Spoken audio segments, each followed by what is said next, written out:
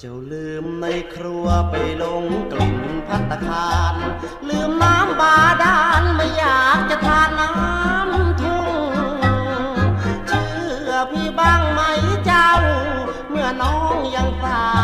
วราคาคงสูงเมื่อยามเขาเอียนเขาคงจะผลักจากห้องแอร์ทีนี้เลยแย่คิดถึงแม่คิดถึง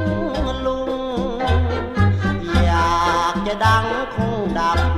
น้องจงรีบกลับมานุ่งผ้าถุงจงคิดมุ่งสู่ทุ่งนาทองพี่ยังคอยน้องคอยกลับจากเมืองกรุงจงรีบกลับบ้านอยู่นานไม่ดีแน่ประเดี๋ยวห้องแอร์จะทำแผลติด